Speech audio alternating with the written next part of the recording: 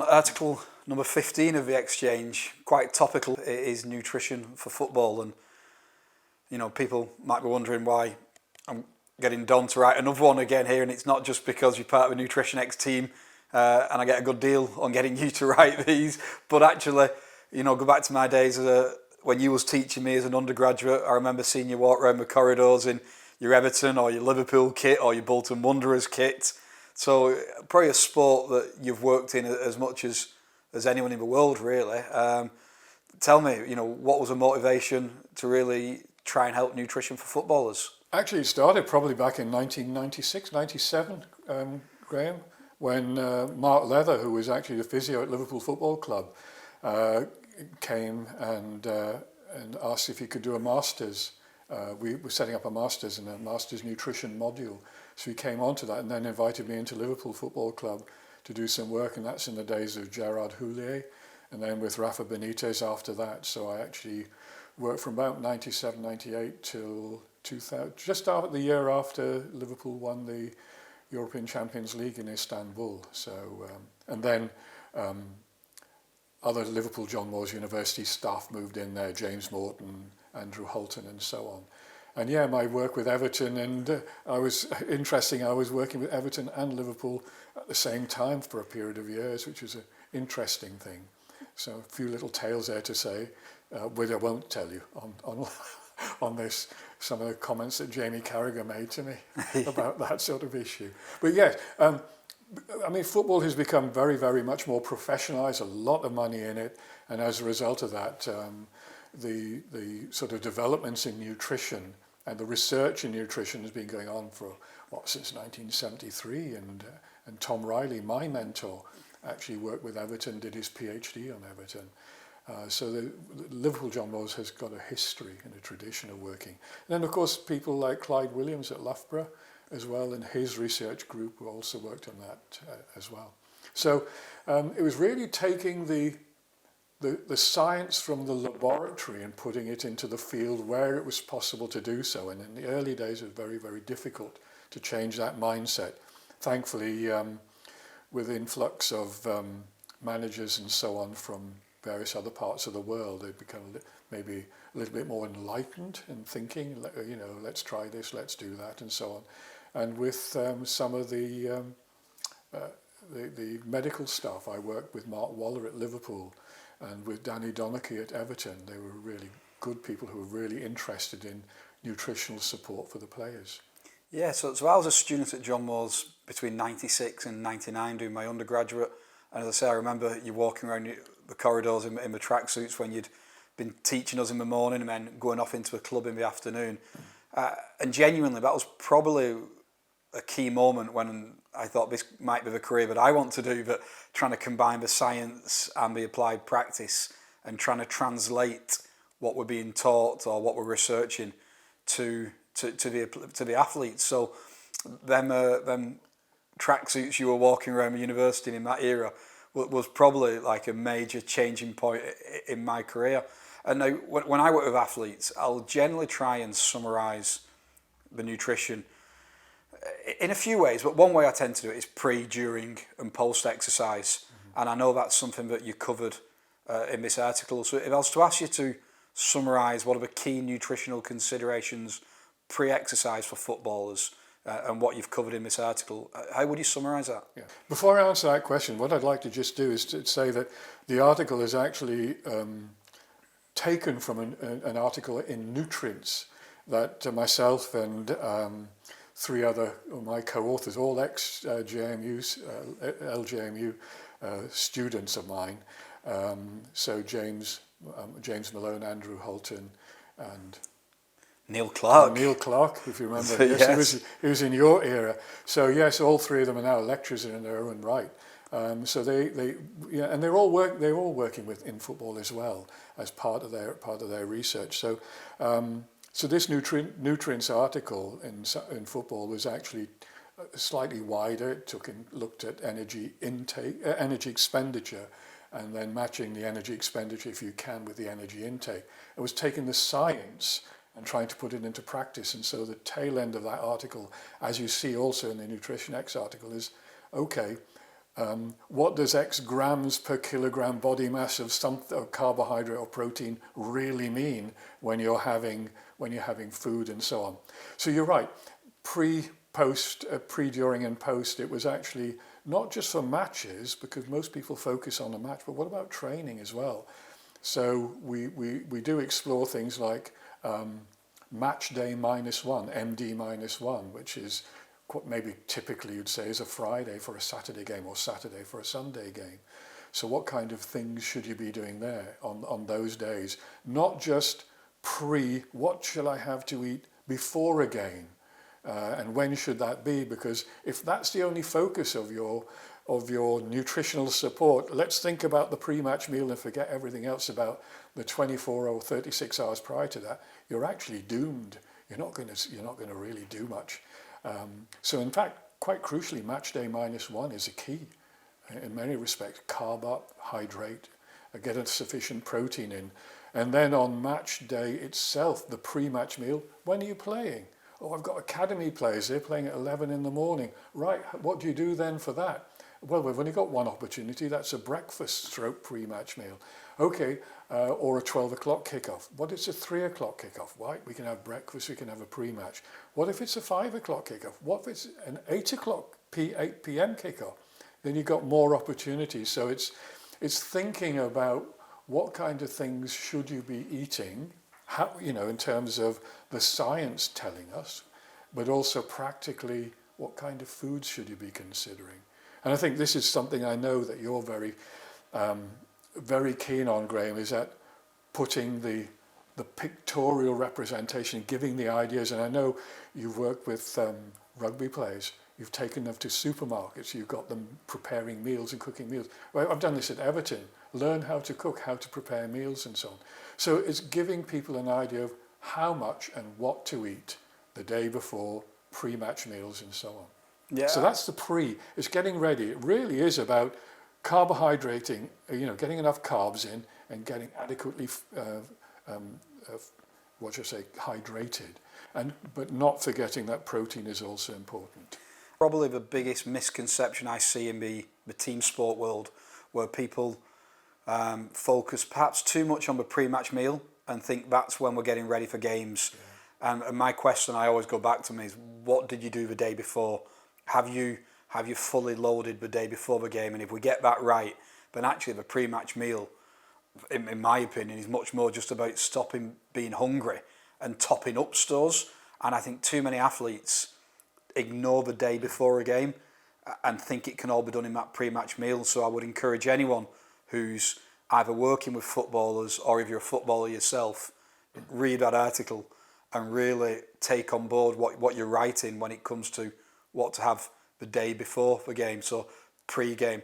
So in the article also you cover during the match. What's the latest advice that you would be giving for during a football game? Yeah, we've actually drawn quite a nice schematic, and this is something in the Nutrition X article as well that you'll see, which you can pick out. It's a schema that shows you from getting your pre-match meal, what do you then do leading up to the match. So that's still part of the context of your pre.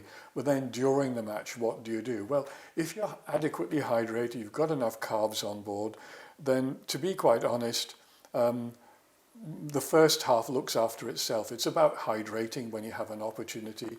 At half time, it's about maybe replenishing, to a certain extent, some of the carb stores that you've lost. It's not going to be muscle, but it will be liver. So if you're going to actually recover any carbohydrate, it will be topping up blood sugar levels. Because remember, blood sugar is important for brain function. So towards the tail end of the game, the last 10 minutes or so of the second half, if the brain isn't getting enough carbohydrate in form of glucose, it's not going to switch off, but it won't react as quickly. So reaction timing, decision making, and so on are crucial. And that's where during the game, it's important to hydrate and to make sure that you're carved up enough. Of course, then it takes into account what's the environmental factors. Are you playing in a hot, humid day? Is it cold, clammy, rainy day, and so on? And therefore, you might modify how much you're hydrating or how much you're carving up in those circumstances. And the other thing is then maybe consider certain supplements like, caffeine, for example. It's one of the nutritional ergogenic aids or supplements that has got a wealth of information, a wealth of science behind it that seems to show it works. And for some players, taking on board caffeine either half-time or before a game will be something that's useful.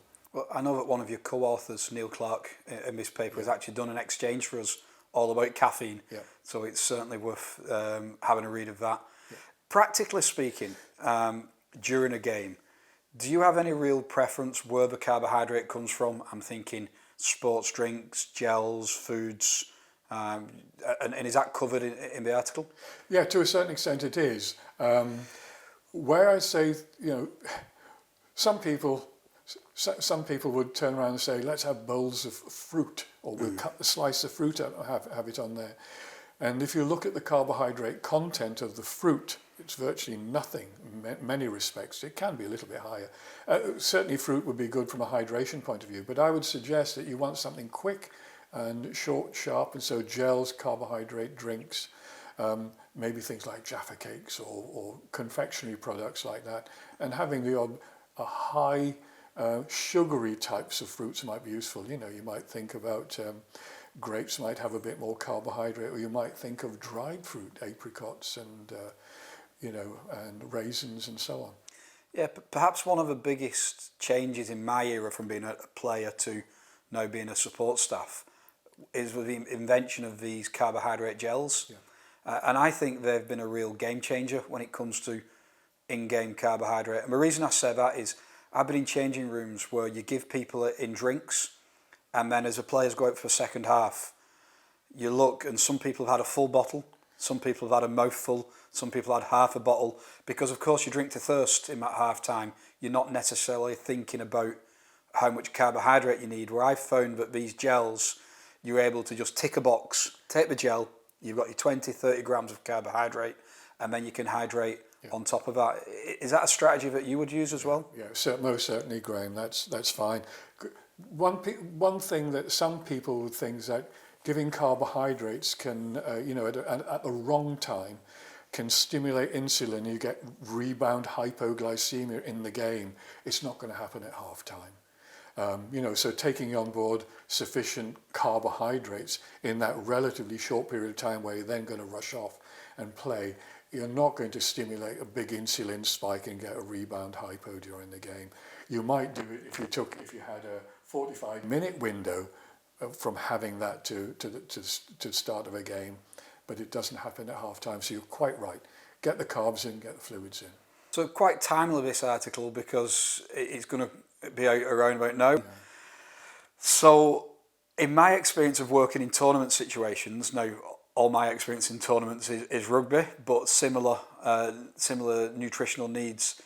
One of the biggest, I won't say secrets, but one of the biggest factors that's going to help win or lose a tournament is recovery and being ready to go again, because the turnarounds can be quite fast, and it's survival of the fittest sometimes. Who can be as strong in a final as what they were in the group stages?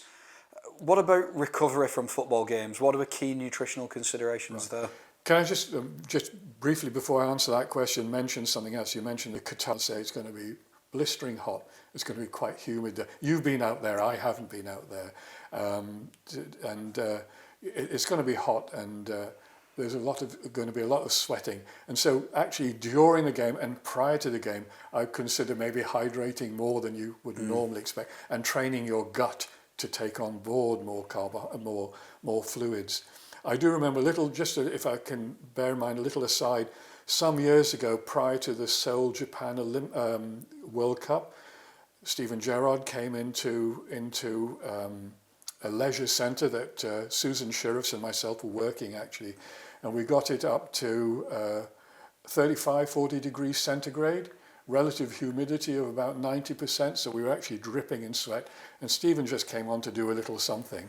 And we put him on a bike, we weighed him before and weighed him afterwards, just doing a gentle 15 minutes of ride. And we calculated that even at that relatively low pace on cycling, not running, he probably in a full game, would have lost about 6 to 7 litres of fluid. That is a hell of a lot. There's no way that you can hydrate 6 to 7 litres in a game. You know it, I know it. Even cyclists couldn't do that. So the answer is to hydrate as much as you can before, hydrate as much as every opportunity you can during the game, and you'll still end up losing. It's survival of the fittest in those, and it's survival of, because some people can adapt to that and others can't. Now, getting on to the point about recovery, you're quite right that that after the game, it's fluids, it's carbs, and it's protein, the three things. And there's food in the changing rooms, and then there'll be food to eat in the post-match meal after that. And you've done this work, I remember you've got a paper, I think it was last year, Graeme, a very nice paper that showed that actually very important to actually get sufficient carbs and protein and fluid in the day after, so it's MD plus 1. In answer to the question you asked about recovery, the point is, the key points of recovery are fluid, carbohydrate and protein. So you're recovering, you're hydrating, you're recovering your muscle and your liver glycogen stores, which are crucial for the energy for the next game that you're playing, and you're recovering muscle itself with the protein. So those are the three crucial points. And so the food that's provided in the changing rooms first, that's your first step, should contain all those. There should be some fluid, there should be some proteins, there should be some carbohydrate. But probably the next scenario, the most important in some respect, is actually then the post-match meal. So that after the changing room, the players will then actually go to a canteen, a hotel, or on a coach, and have their post-match meal. And again, that's based on carbohydrates, protein, and drinking fluids and recovering. And then, of course, the next day you need to recover as well. So it's MD plus 1. And I do remember quite clearly a very nice article that you and your colleagues wrote, and a research article you did, published last year, on the importance of match day plus 1 in terms of recovery strategies, bearing in mind that players will either be training on the 2 days later, or might even be playing a match 3 or 4 days later. So you quite often get teams that are playing at weekends and midweek as well. And unless you've got a huge squad and can rotate the players around, you're going to get some of the same players playing in all 3 games within an 8-day, 9-day period of time. So it's quite important, very important in fact, to make sure that you carb up. Muscle glycogen just can't carb up within a day. It needs a couple of days to do that. So you need to kickstart it straight away. And by kick-starting it straight away, it's in the changing room, it's in the post-match meal, it's in the next day that you're eating. And you can't carb up unless you get enough fluids on board. So that's the point. But I will add one small important rider. What if you are a player that is sat on the bench or player that's come on for the last 5 or 10 minutes in the game? So you've done all the right things by carbing up the day before, you've done all the pre-match eating and so on. Should you be eating all the same stuff as the other players? And the answer is no, you shouldn't. You've got to be, and the nutritionist working with the club no doubt will ensure that this player can have the protein, can have the fluid, but doesn't eat so much carbs. Yeah, so one thing I spend a lot of time teaching our students at John Moores, we've got the 3 T's of nutrition: timing, type and total. Yeah. So you quite eloquently put getting the timing right. So we want to feed them in the changing rooms after, and as our research has shown, and not just ours, we go back to the classic work of John Ivey, don't we, and people like that, the timing of it, but the day after. And I've always found that can often be a poor eating day because players are tired, they might want to spend a bit more time in bed, they might have the day off from the club, but I think emphasising that day after, so timing, really important. Yeah. Type, you've covered quite nicely the carbohydrates to replace with glycogen, protein-based foods for repair, and then the total, that we probably need to have that little bit more than what we would normally have to start to replace it. And I often find that just sometimes framing things around the 3 T's can really help athletes understand this in a bit more simplified format. Yeah, I mean, I've experienced more so in rugby, 1 or 2 players who came in after a Saturday game, came in on Monday tired, And when you question them and find out, they invariably have not eaten sufficient food, and certainly not carbohydrate food or fluids, on the Sunday, when the day off. And when you ask them why, they say, I feel absolutely shattered. And the same applies to a football player. You know, if you had a very, very tough game and the day after that, you feel absolutely wiped out. It's a day that you really must be forced almost to eat. Now, some clubs, some professional clubs, actually have chefs that are going into players' houses and cooking for them. So they're sort of, you know, taking the onus off the players, and, you know, nice nutritious meals, carb-based. To summarise, the article isn't necessarily focused on the Qatar, but it's for football in general. So if you're someone who's wanting to know what should your diet be like building up to a game, what should it be like during, after, all specific to that scenario of football, there's probably no better place to go and have a quick read. Yeah, and in fact, I think, if I remember rightly, that we've also put in there a table which gives you, you know, examples of types of food that you could have for some of the meals. Yeah, without, I mean, we could write a book. You and me could write a book, Graeme, on and bring chefs in and write recipes for the type, you know, getting proper, converting the actual grams per kilogram into actual foods. But we haven't got enough space for that. So, but this is, yeah, you're right. This is bringing the science from the laboratory into the and into the practice of the arena of the football player.